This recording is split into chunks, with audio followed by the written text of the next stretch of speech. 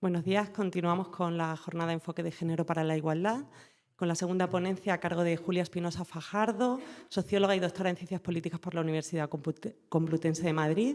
Ha trabajado como investigadora, evaluadora y experta en políticas públicas y de género para diferentes universidades, instituciones y organizaciones sociales.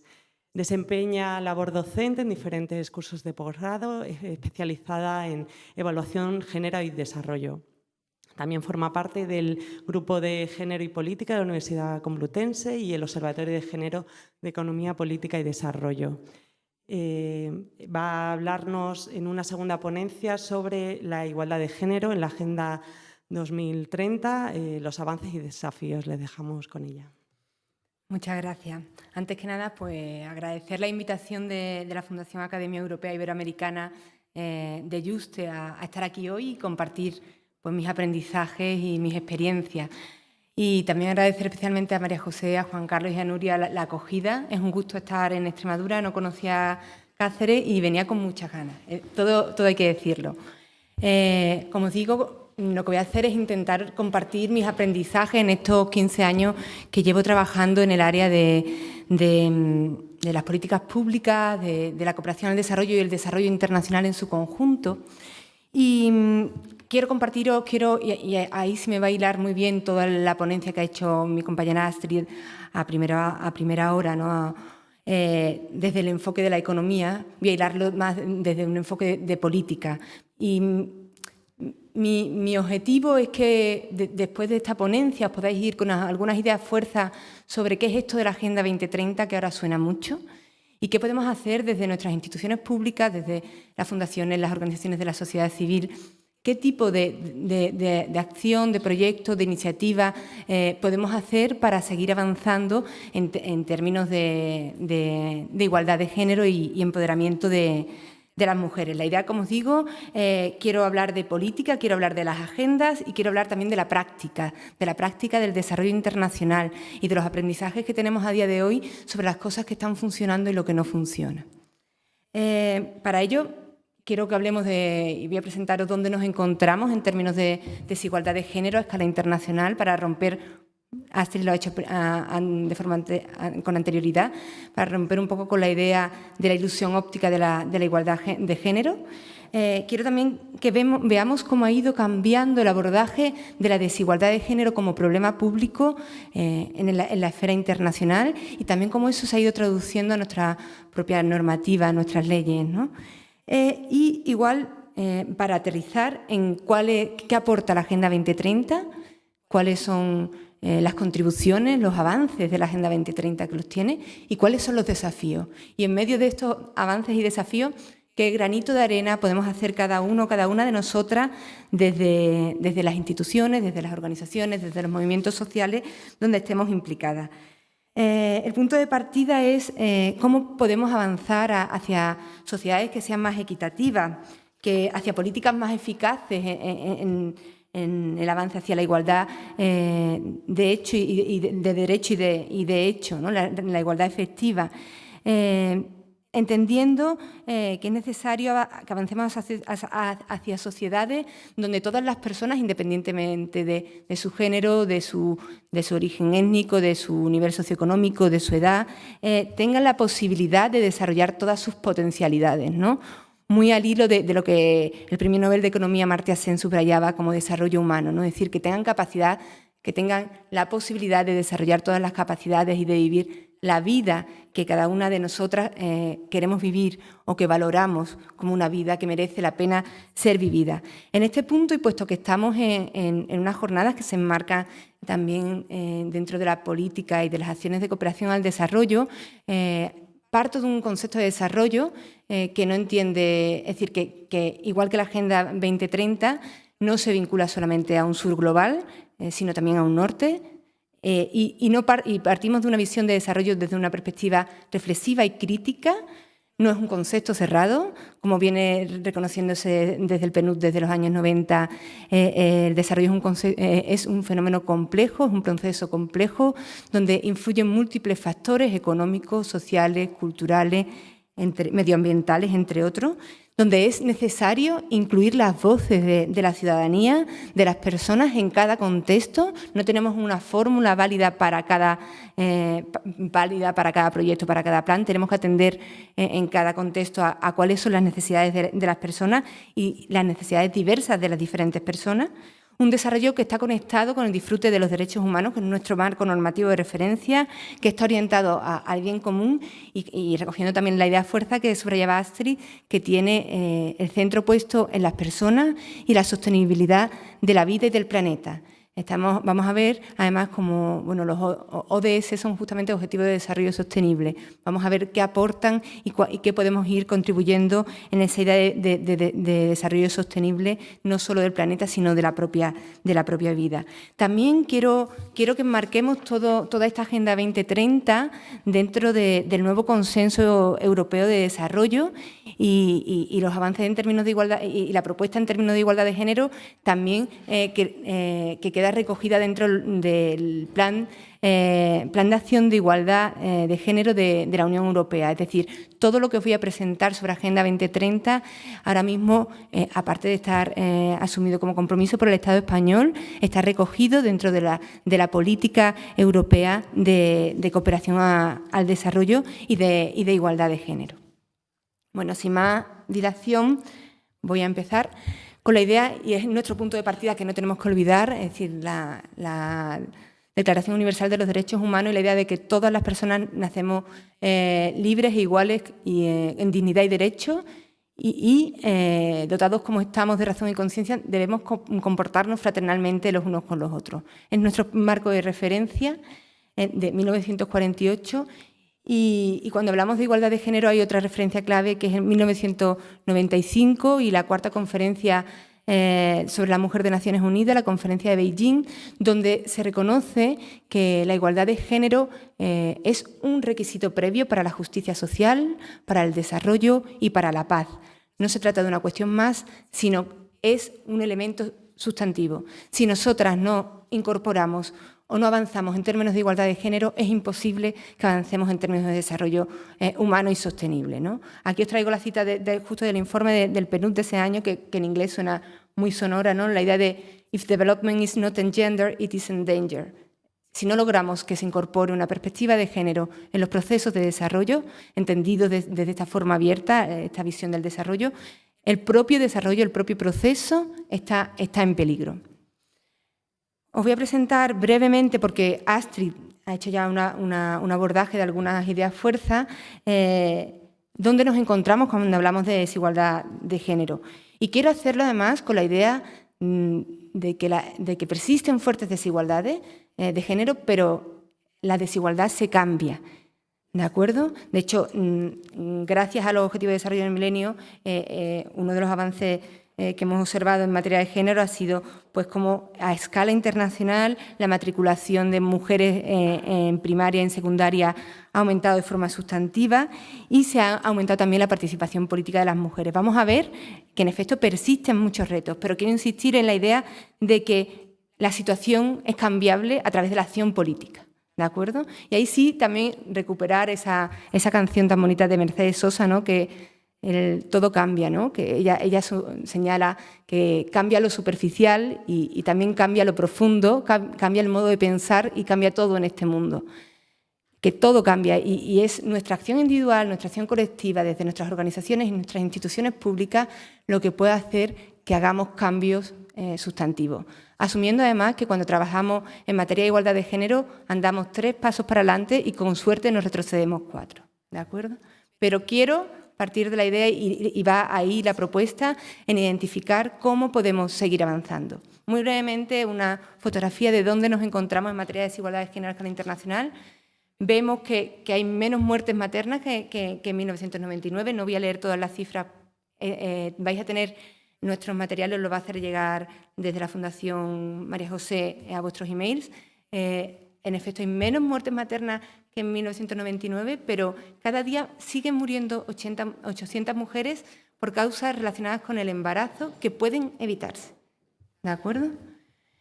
Vemos además, y en efecto hemos observado que el porcentaje de mujeres en el Parlamento se ha casi duplicado en los 20 últimos años.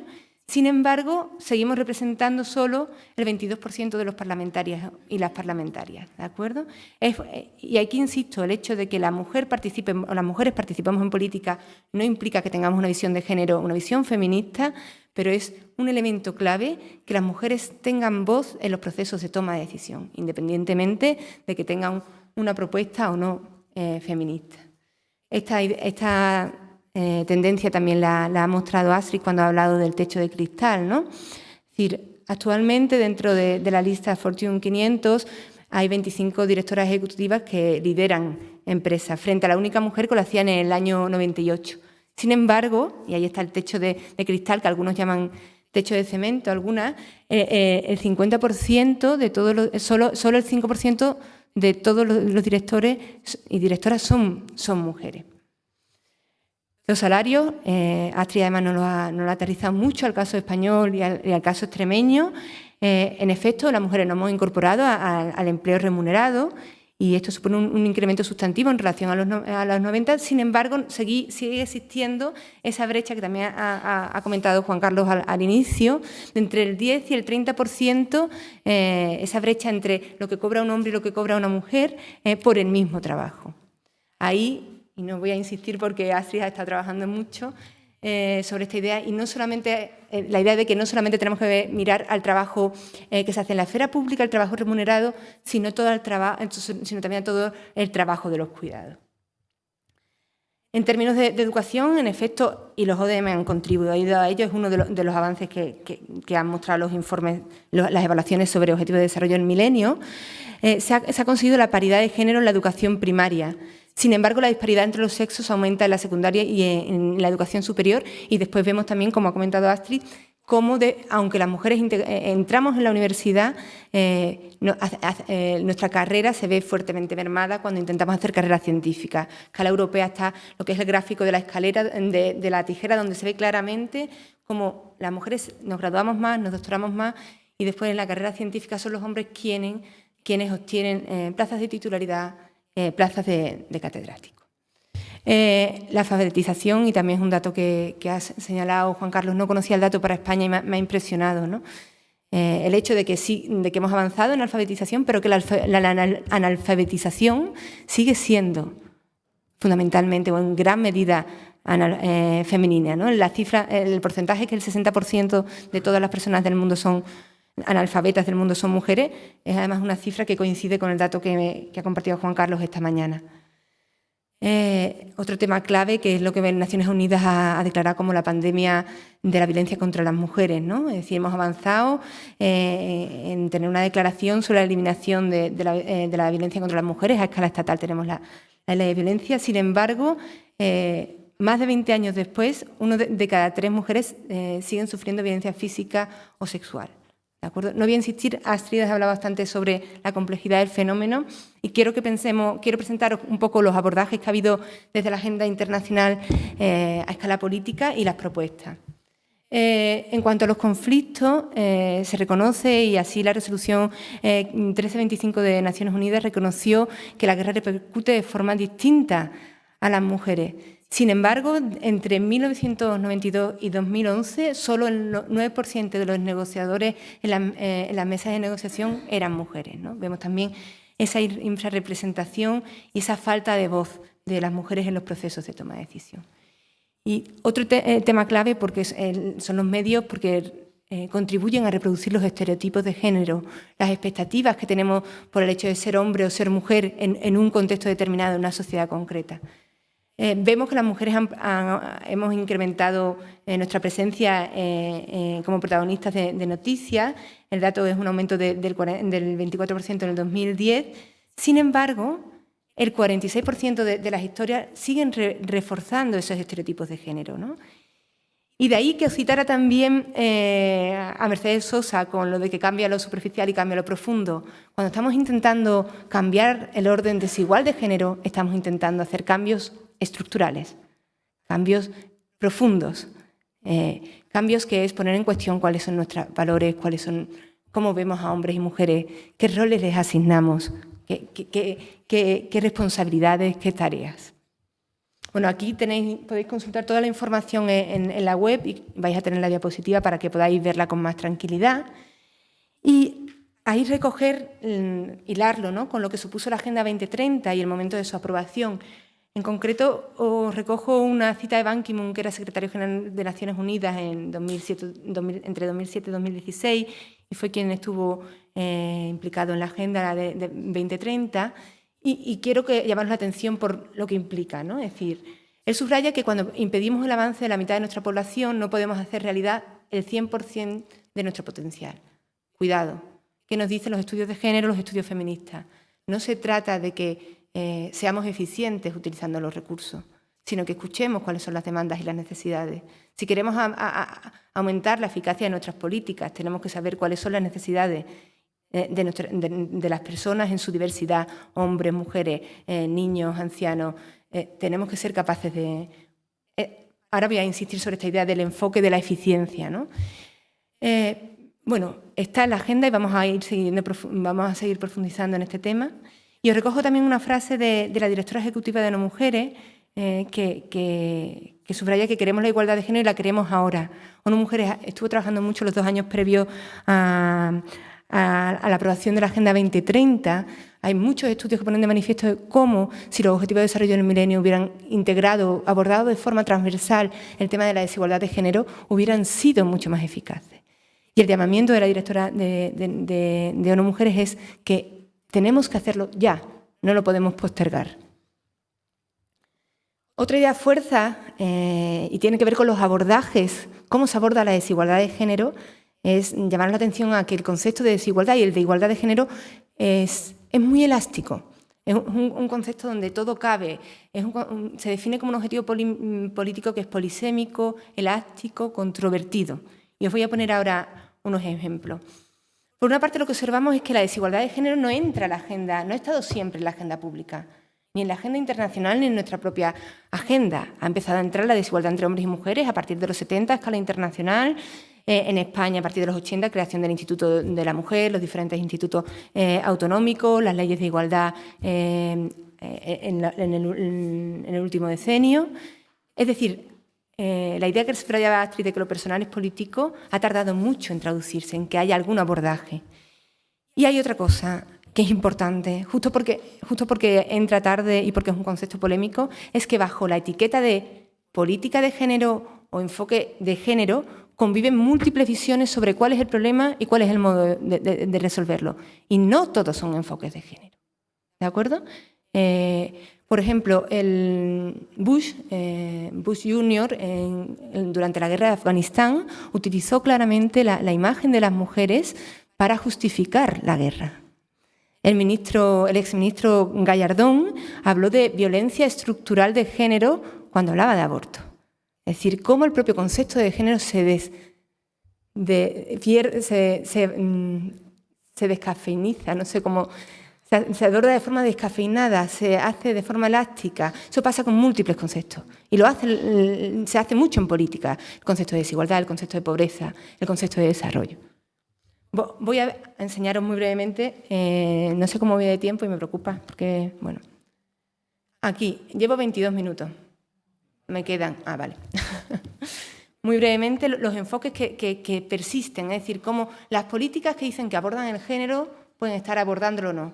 Hay un enfoque que es más de bienestar, que lo que pone el foco es en fortalecer el rol reproductivo de las mujeres en tanto que es su función natural, es lo que hacen ahora mismo las políticas de igualdad en Castilla y León, es decir, el foco está en asistir a madres solteras adolescentes, me parece bien, pero no puede ser el foco central de una política de igualdad o no puede ser uno de sus ejes centrales.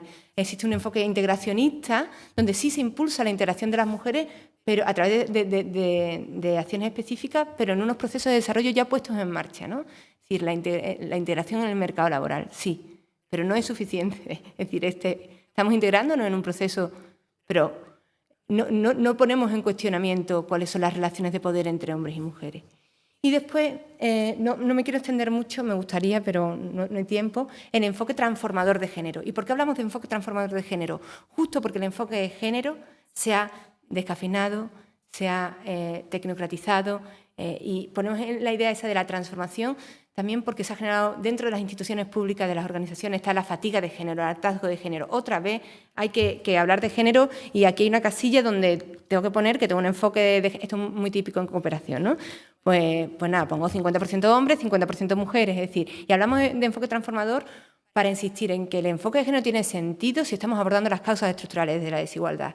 Y eso significa poner en cuestión nuestras instituciones, que es lo que hace las políticas, el sentido inicial de las políticas de mainstreaming, es decir, repensar los procedimientos y los mecanismos, y ahí se ha hecho mucho trabajo a escala estatal y a escala europea. Yo os invito a que conozcáis, o si no lo conocéis, el Instituto Europeo de Igualdad de Género, donde se ponen de manifiesto prácticas y también, porque hay muchas críticas al mainstreaming, ¿no? Vamos a ver ahora por dónde van las críticas, para que seamos conscientes de los avances que hay y para ver cuáles son los retos y cómo podemos seguir avanzando, porque necesitamos también un cambio estructural en cómo piensan las instituciones, cómo actúan, cómo definimos la política pública, cómo se implementa, cómo se evalúa. Es central también que fortalezcamos las capacidades de las mujeres para tomar decisiones sobre los aspectos de la vida que nos importan y que nos afectan, y abordar la desigualdad de género en conexión con otros tipos de desigualdades. Eso sí, aquí desde ya lo señalo, porque es uno de los desafíos que abre la Agenda 2030, porque la Agenda 2030 habla de desigualdades múltiples, pero las pone en el mismo nivel. Y como también se reconocen en muchos estudios, y ONU Mujer también lo subraya, la desigualdad de género atraviesa todas las desigualdades. No es lo mismo ser un hombre de clase trabajadora que una mujer de clase trabajadora, no es lo mismo ser un joven sin estudios que una joven sin estudios, no es lo mismo ser una inmigrante que un inmigrante, ¿de acuerdo? Y es muy importante, y es un tema que está en la agenda europea y está en las políticas estatales y autonómicas. Es decir, la agenda de diversidad, de no discriminación, de igualdad de oportunidades, al final diluye el contenido de género, lo saca de la agenda. ¿De acuerdo? Entonces, la idea es que seamos capaces de ver cómo la desigualdad de género atraviesa el resto de desigualdades. Uno de los puntos de referencia para ver simplemente el mandato y viendo el tiempo que tenemos es la CEDAW, 1979, asumida por el Estado español, es decir, que es el marco de referencia donde se asume, es decir, donde ya se define que es la discriminación contra la mujer, ¿no? Como todo tipo de distinción, exclusión o restricción basada en el sexo, que tenga como objeto, como resultado, menoscabar o anular el reconocimiento, goce o ejercicio de la mujer, de los derechos humanos y las libertades fundamentales, es nuestro punto de referencia. Y vamos a ir viendo cómo, bueno, en 1979 entra en agenda la necesidad de abordar la discriminación contra la mujer. Los Estados se comprometen en desarrollar legislación y políticas públicas para hacer frente a la discriminación contra la mujer. Y otra referencia, como os decía, que es la Conferencia de Beijing, la cuarta Conferencia Internacional sobre la Mujer de Naciones Unidas, que pone el foco en que no es un asunto, la discriminación de la mujer no es un asunto de mujeres. El foco está en lo que también señalaba Astrid, en la idea del género, es decir, las relaciones de género. Es necesario trabajar de forma conjunta entre hombres y mujeres, y es cuando se reconoce, como os decía, como prioridad internacional de igualdad de género, en tanto que requisito previo para la justicia social, la paz y el desarrollo. Y además hay un abordaje que es integral. La propuesta de la Plataforma de Acción de Beijing es integral, aborda 12 áreas que después vamos a ver rápidamente, los ODM desaparecen y que vuelven a aparecer en la Agenda 2030. Es decir, la apuesta que se hizo, todo el trabajo hecho en la Plataforma de Acción de Beijing se recoge en la Agenda 2030. Y con una estrategia dual, que es la que se propuso en Beijing, que es la estrategia mainstream de género, de cómo situar el género en la agenda, en el centro de la agenda y en el centro del ciclo de la política y de nuestras instituciones, y promover el empoderamiento de las mujeres. Muy rápidamente, lo que vemos en los ODM, que ya ha pasado y no nos vamos a centrar ahí, es que vemos que lo hacen de una forma descafeinada, el abordaje de género. Se centra en promover la igualdad entre los géneros, pero aún en términos de educación, de trabajo remunerado, no habla nada de economía de los cuidados, y en mejorar la salud materna, no habla nada de salud sexual y reproductiva, que era un avance del Cairo en 1994, y supone un claro retroceso, lo que señalo, ¿no? Y he recibido muchas críticas, ¿no? ¿Qué supone la Agenda 2030? La Agenda 2030 es una llamada a la acción, es un documento marco, y así lo tenemos que utilizar, es decir, no es más que un documento marco que ojalá sirva para algunos elementos moverlos y sirva también para que para que las organizaciones de la sociedad civil hagan incidencia por temas que no están incluidos en esta agenda. Un elemento central de la agenda es que se reconoce que los problemas sociales no son accidentes de la naturaleza y que no están fuera de nuestro control, con lo cual son necesarias políticas públicas, acciones de las organizaciones sociales y del sector privado. Ahí hay mucho dato sobre el sector privado, pero me quedan 15 minutos, no puedo entrar. Es decir, y ahora os voy a comentar brevemente. Es decir, la necesidad de que los problemas públicos sean abordados porque son transformables.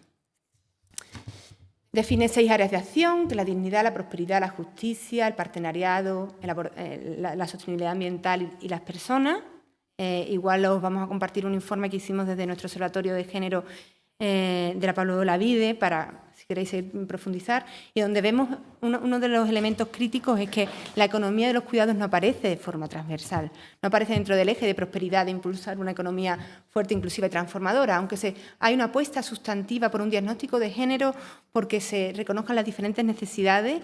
Después no se aborda de forma transversal la economía de los cuidados, ni, por ejemplo, cuando se aborda el tema de la sostenibilidad medioambiental, no se habla del impacto de género, cómo las mujeres ocupan las tierras que se ven en primer lugar afectadas por el cambio climático o se ven mucho más afectadas por la sequía, justo porque el 70% de los pobres del mundo son mujeres, con lo cual somos también en las que tenemos las tierras que en mayor medida están sufriendo el impacto del cambio climático.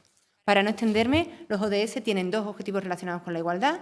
El 10, que se refiere a igualdad en general, a desigualdades globales, y es muy importante, además, entendernos y entender el problema como un problema global, el de la desigualdad, y el llamamiento también que se hace desde la Agenda 2030, que no es la Agenda de Objetivos de Desarrollo del Milenio, que era una agenda de cooperación dirigida a los países del sur, sino que la Agenda 2030 es una agenda de todo el planeta.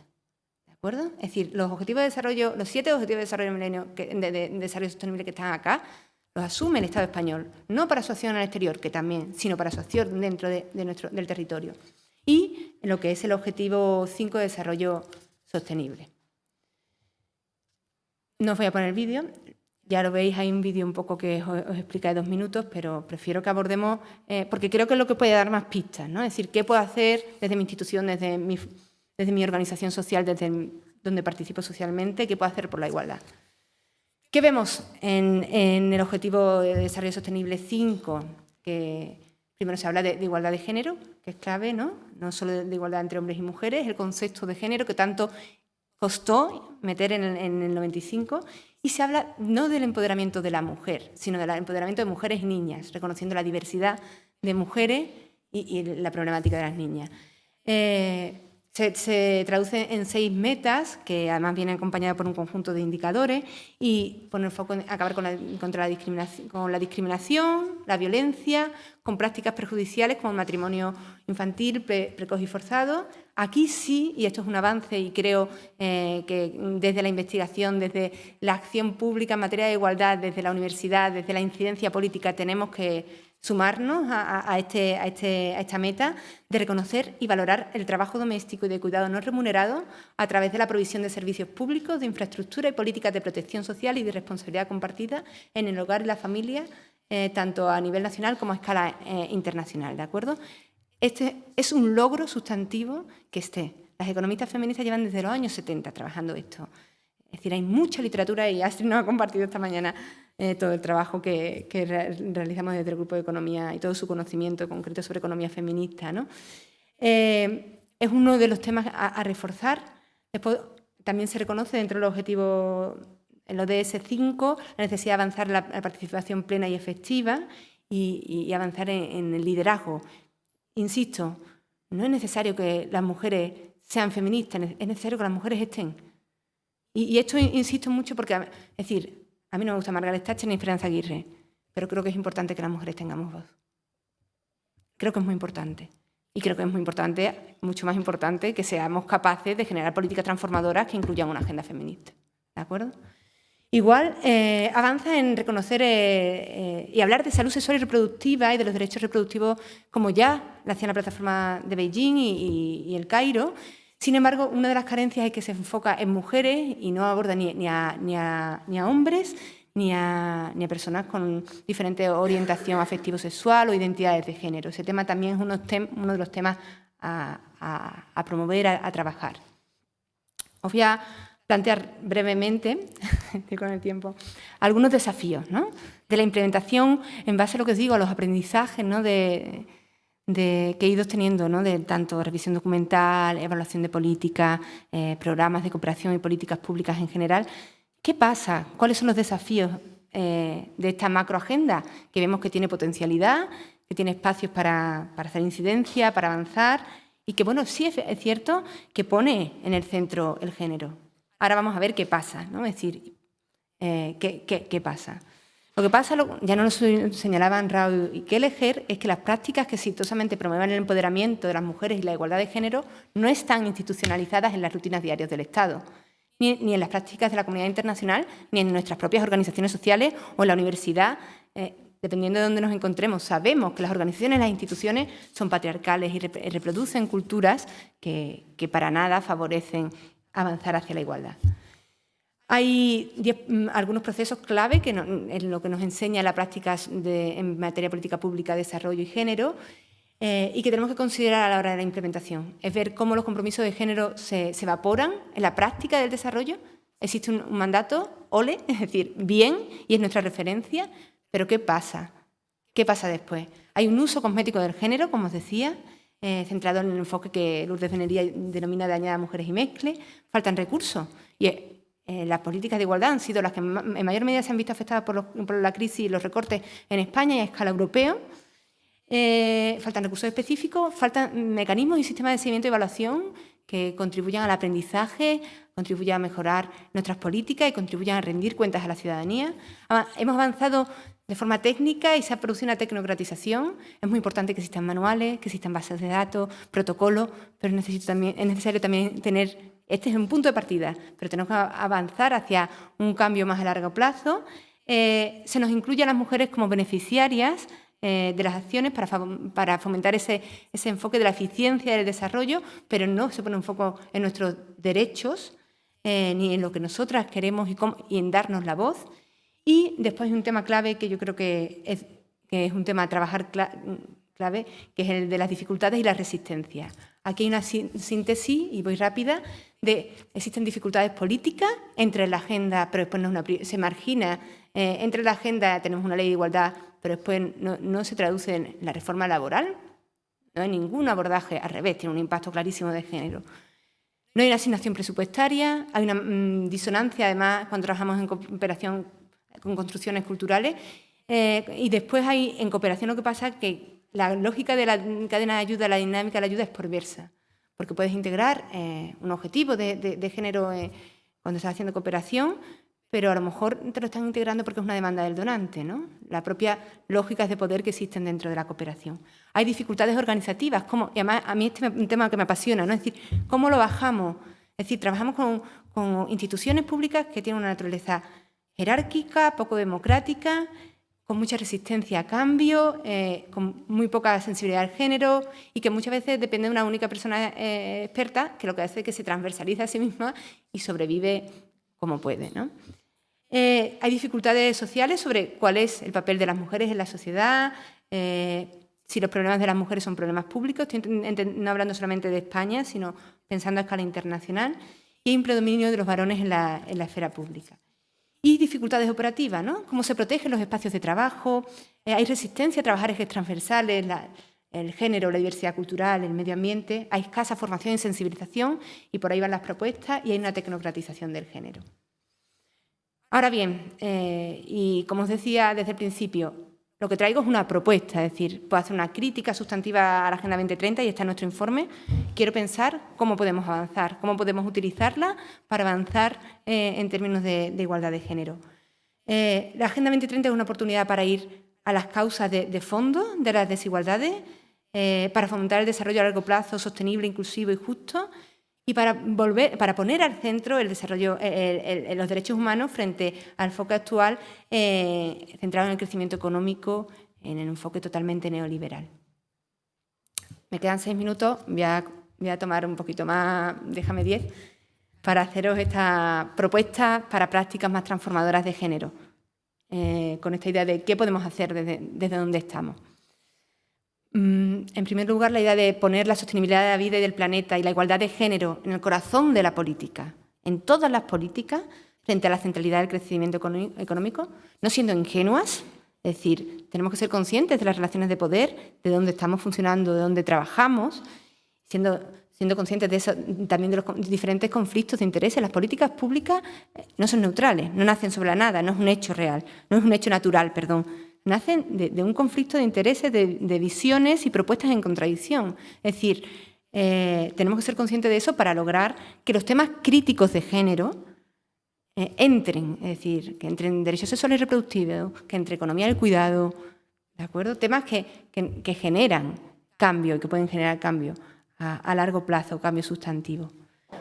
Porque lo que vemos también muchas veces es que entran temas de género, pero entran temas de, bueno, vamos a que participen proyectos de cooperación, pues que participen las mujeres. Pues tenemos aquí beneficiarias que además participan en los talleres, pues ya tenemos solucionado. No se trata que las mujeres participemos, que también, sino que seamos capaces de abordar la problemática de la desigualdad en su complejidad. Y es un tema complejo, pero conocemos mucho. Hay mucho escrito y mucho accesible. Página de Naciones Unidas, ONU Mujeres, el EIGE, es decir, hay muchos recursos, ¿de acuerdo?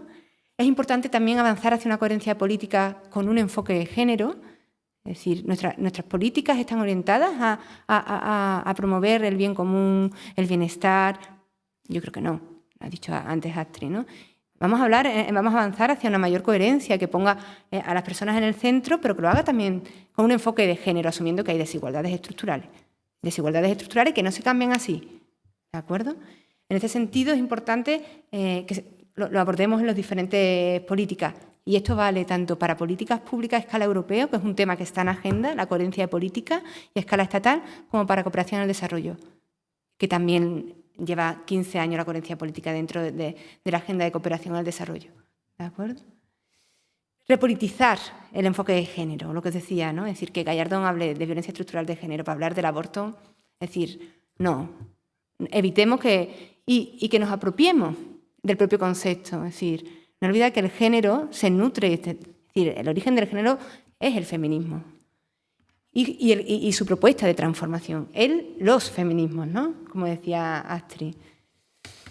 ¿Cómo hacerlo? Pensando hacia afuera, es decir, pensando qué podemos hacer como instituciones públicas o como organizaciones sociales. La propuesta es que logremos incluir el análisis de género más o el análisis de interseccionalidad con ese foco, y hablamos de género más, que es el concepto que se está utilizando últimamente en Europa y también a escala internacional, como un concepto que pone el género, insisto, en el centro, ¿no? Y cómo se vincula con las otras desigualdades, ¿de acuerdo? Y en cada contexto específico, incluyendo este análisis en todo el ciclo de la política. En el diseño de la política, en el diagnóstico, en el diseño, en la implementación, en el seguimiento y la evaluación. Y, esto es central, rescatando las experiencias del territorio, ¿de acuerdo? En el desarrollo, en la implementación de los ODS. Y ese es uno de los desafíos, porque ya ha pasado cuando la Agenda de París, cuando se hablaba de alineamiento, los principales temas que salían, uno de los temas que salían, aparte de medio ambiente, era género. Son temas que no están en la agenda principal de los países socios, no lo están. Y tenemos que, es decir, hay un tema de cómo trabajamos con el territorio y que las voces de la sociedad civil, del movimiento feminista, estén y se escuchen. Porque en todo el proceso de definición de la Agenda 2030, que ha habido 2 años, entre el 2013 y 2015, 80 consultas a escala internacional, regional y por temática. Sí, es verdad, hay una red internacional feminista, están las femócratas, ¿no? Que se llama las feministas institucionales, la Academia Feminista, que está nutriendo, pero hay muchas voces de organizaciones sociales de base que no están. Y es cómo traducimos estos macroconceptos a la realidad local. ¿Cómo lo hacemos? Es un reto, pero como el camino se hace caminando, ¿no? Es decir, la idea de que tiene que ser a lo largo de todo el ciclo, no nos podemos quitar esta lente de género, ¿no? Es decir, es sustancial, es clave, porque tenemos un mandato y lo que vemos es que se evapora, entonces no nos sirve para nada. Y también de ahí nuestro cansancio, las personas que trabajamos en política pública y en género, en que no logramos los cambios que querríamos de forma tan rápida, ¿no? ¿Y cuáles son las cuestiones críticas de género? Aquí hay una síntesis de algunas ideas fuerza, que es cómo se divide el trabajo, la división tradicional del trabajo, los roles de género, que ha comentado Astrid, cómo participamos en la esfera pública y privada, hombres y mujeres, quién controla el uso del cuerpo de las mujeres, cuáles son nuestras necesidades prácticas y estratégicas. Necesidades prácticas entendidas como las necesidades de ahora ligadas con nuestros roles y nuestras responsabilidades tradicionales de género. Por ejemplo, el hecho de que pueda haber un servicio de guardería si hay unas reuniones en un proyecto que facilite la incorporación de la participación de las mujeres en las reuniones. Estoy hablando de proyectos de cooperación. Y las necesidades estratégicas como una visión a largo plazo, que es cómo avanzamos para cambiar a largo plazo la desigualdad de género.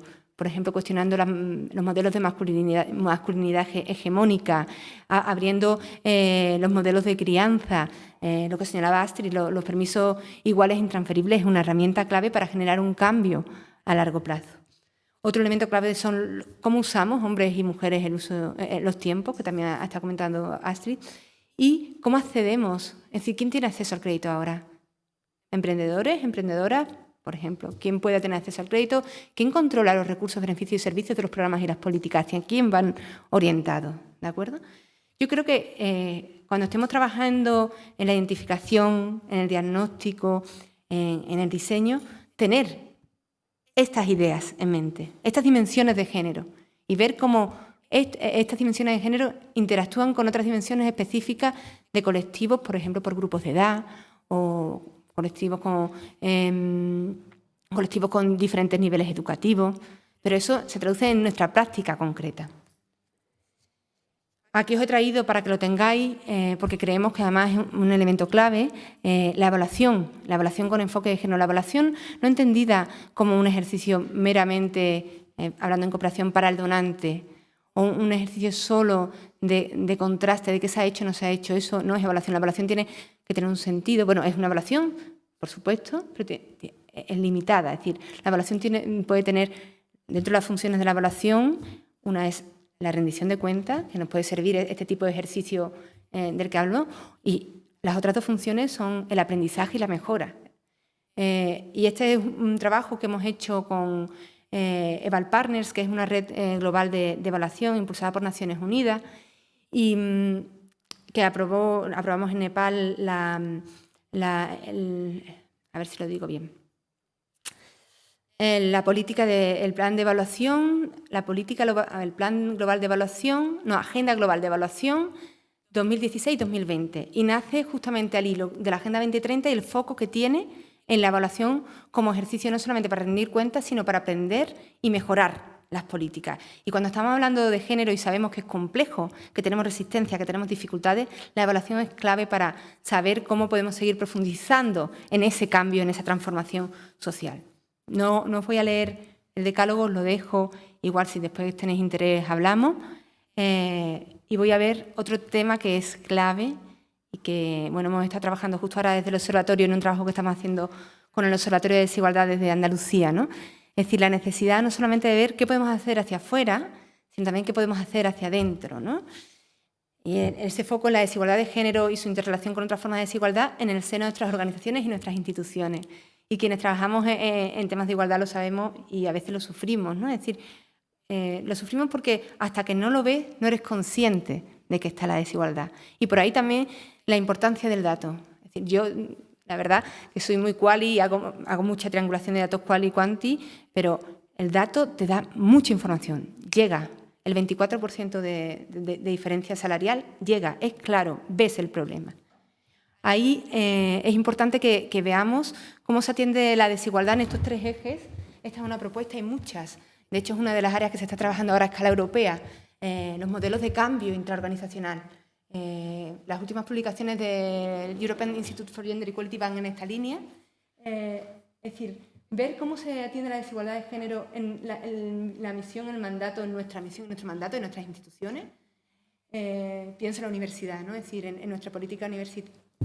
Perdón, que se está grabando. En nuestra política universitaria, en el alto compromiso político por parte de decanas, de decanos, en nuestra cultura organizativa, ¿Cómo se aborda dentro de la estructura organizativa? ¿Cómo se dividen tareas y responsabilidades? ¿Quién toma decisiones?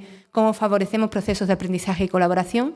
Y un eje central que se está poniendo sobre la mesa de forma sustantiva es la necesidad también de ver qué está pasando con las personas que trabajan en nuestras instituciones, con su experiencia, con sus habilidades y sus actitudes. Y de ahí que ponga el foco en la necesidad de explorar cuáles son las resistencias, no solamente por explorar cuáles son las resistencias, que es muy sugerente desde un punto de vista académico, sino en explorarlas para ver cómo podemos abordarlas. Y ahí hay un elemento clave para abordar las resistencias, que es la formación de género, que se ha subrayado varias veces esta mañana aquí en la mesa. Y bueno, nada más, muchas gracias por vuestra atención. He ido en tiempo más o menos. Y bueno, un gusto y espero con vuestras preguntas. Ya os paso la voz.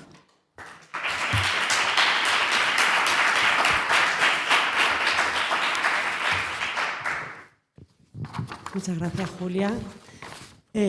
Bueno, tenemos aquí a personas de organizaciones que seguramente hablarán de buenas prácticas. Está aquí parte del equipo de Fundación Mujeres, que en la mesa redonda también tienen experiencias de tema de cooperación. No sé si abro al público por si alguien quiere hacer alguna pregunta o profundizar o aportar alguna reflexión desde las experiencias de sus organizaciones en el desarrollo de proyectos. Le pasamos.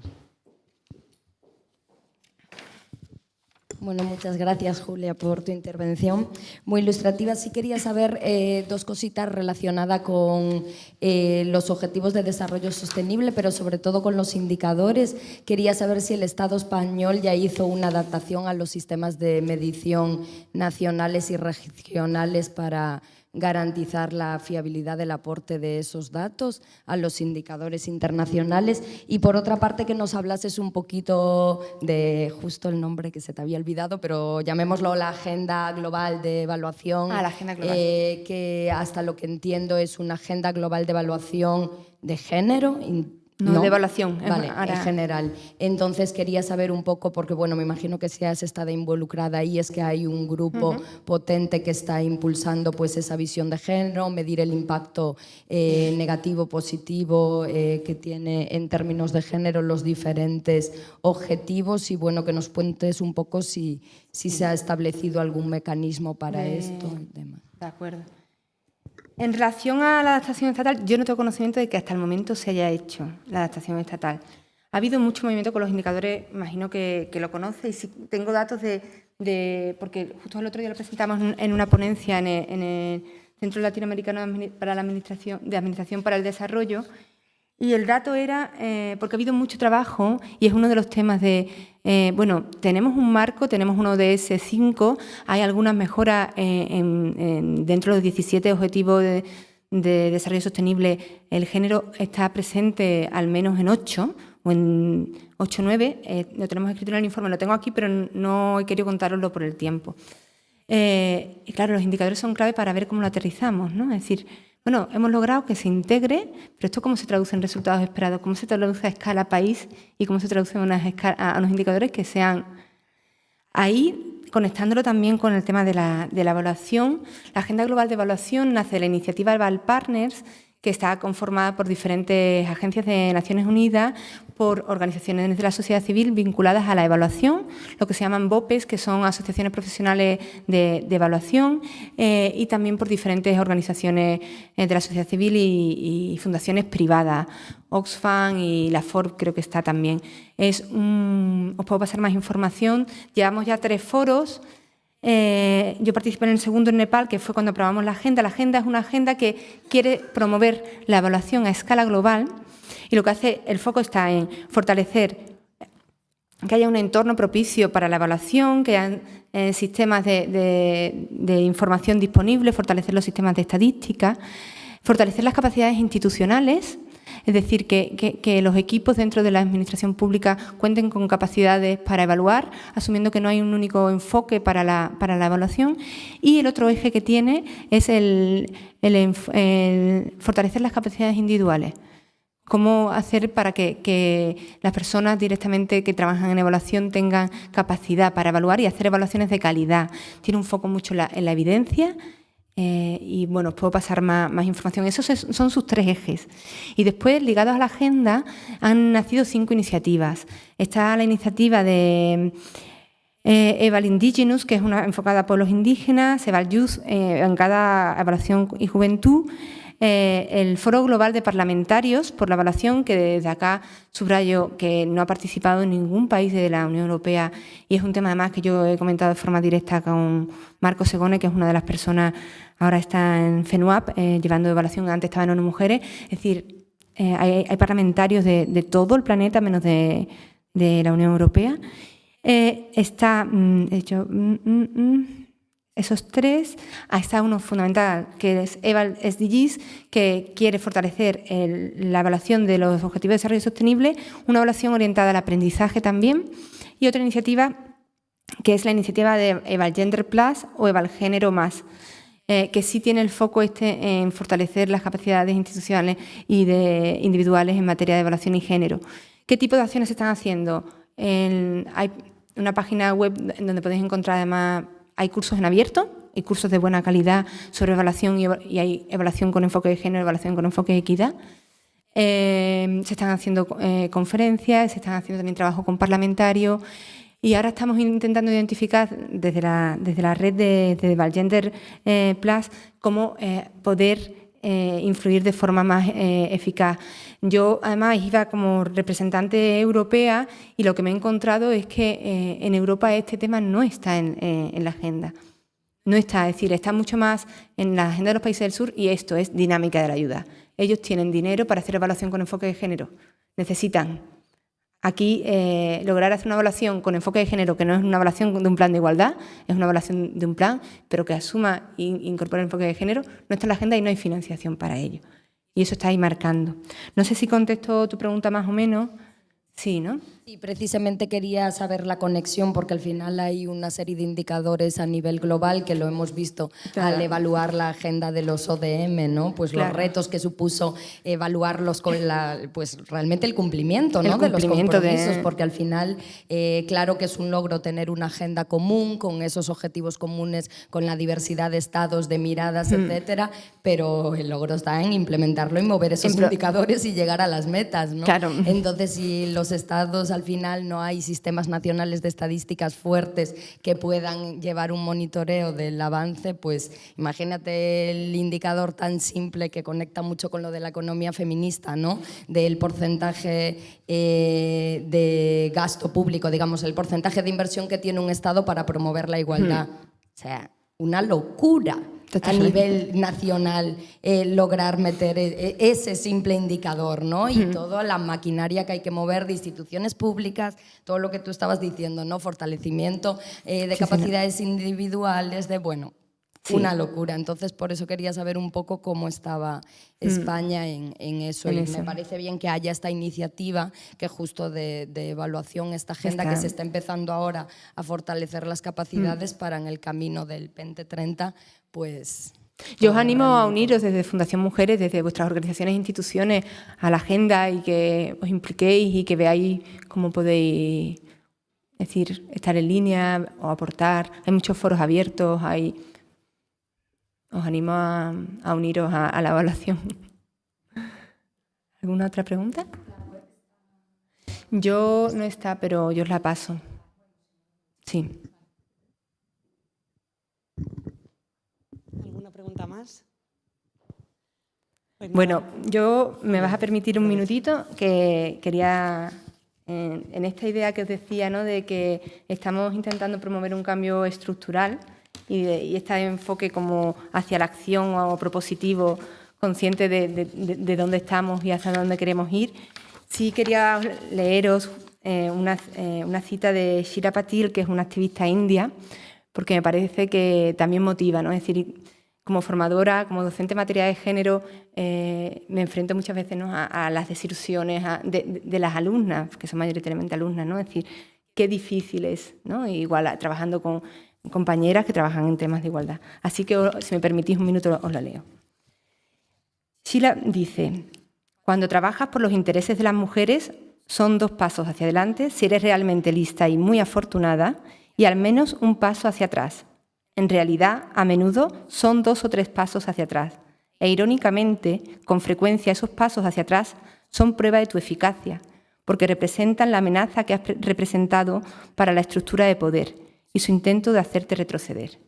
En ocasiones, incluso, tus historias de éxito no son más que tácticas que tiene la estructura de poder para intentar acomodar y contener, mediante pequeñas concesiones, la amenaza hacia un cambio más radical. Y ahora sí, ya os paso la palabra.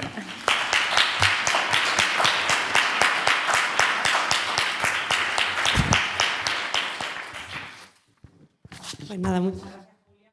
Vamos al café y...